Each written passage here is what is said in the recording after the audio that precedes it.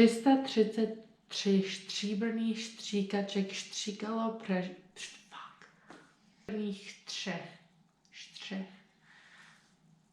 333 stříbrných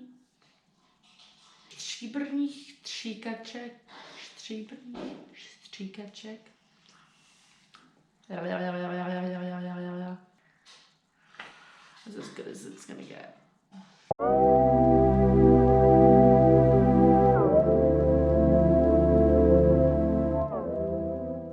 What's up guys, welcome to my channel. My name is Michelle and I make videos sharing my perspective on what it's like living here in the Czech Republic. So if you are into that sort of thing, please consider subscribing and watching this video. Today we're going to be talking about why learning the Czech language is so hard. Typically when we think of difficult languages, we kind of go to like Mandarin and Japanese or even Arabic, but Czech is up there. It is a very difficult language to nail down. I could probably spend a whole hour talking about the intricacies of what makes the Czech language so hard, but today, for the sake of the video, I've narrowed it down to 4 things that I still struggle with today.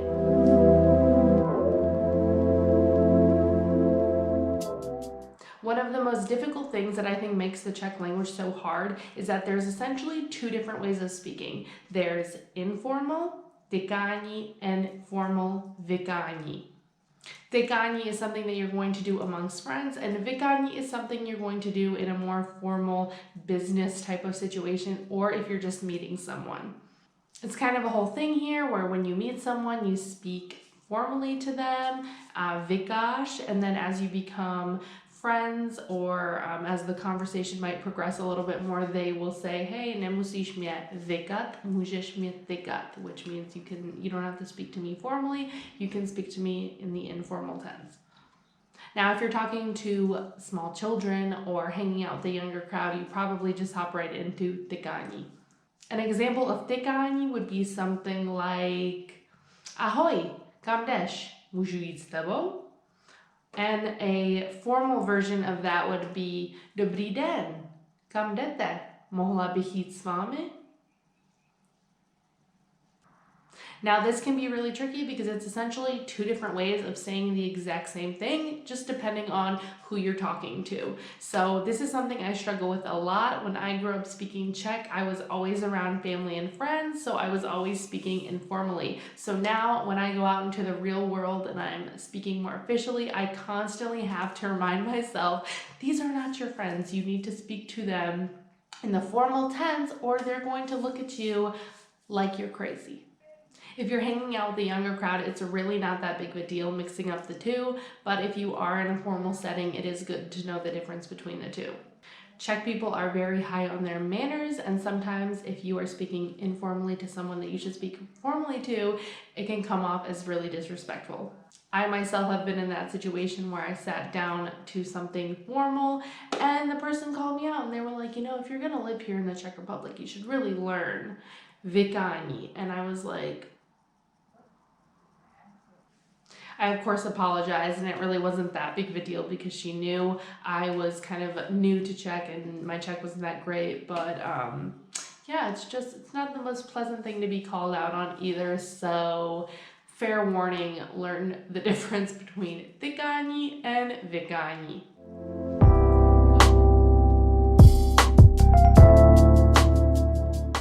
Now the Czech alphabet is pretty standard in terms of the actual letters. They aren't any funny symbols or anything like that. It's just A, B, C, D, E, F, G, and so on. However, there are some letters that are just pronounced a little bit differently, and those can be tricky to say. We have J and R and H and Ñ, Y, Q. I think that's most of them, and a lot of the times these tricky sounds is what really separates the beginner Czech learners to the advanced Czech learners, the people that are really nailing down these sounds. And it took me quite a few years. I remember being little and my uncle always making fun of me because I could never say tři, which means in Czech 3. But vice versa, Czech people have a hard time saying the 3 sound, the 3. So I would always kind of get it back.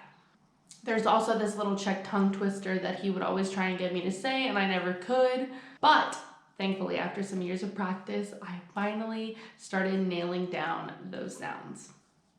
333 stříbrný stříkaček stříkalo přes 333 stříbrný střech.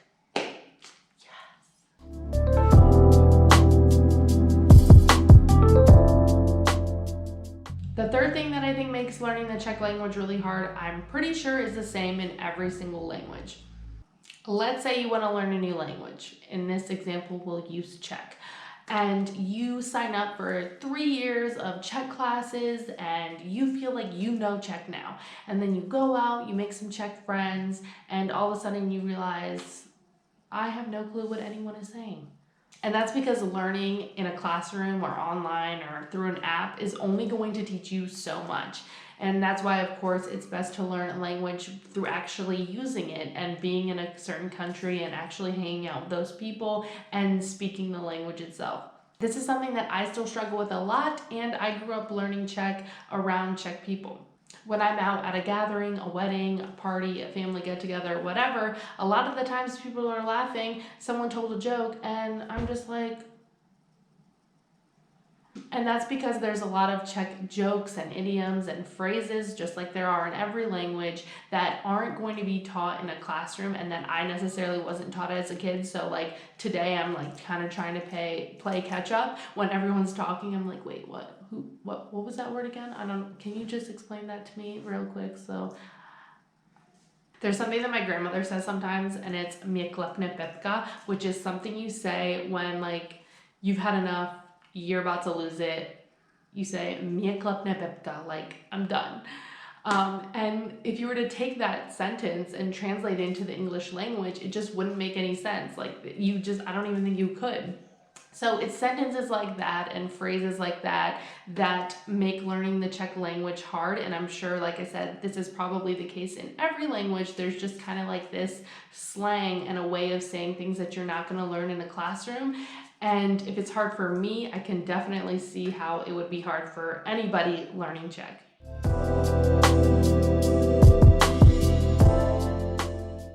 And that brings me to my last point, and this is something I'm briefly going to touch on.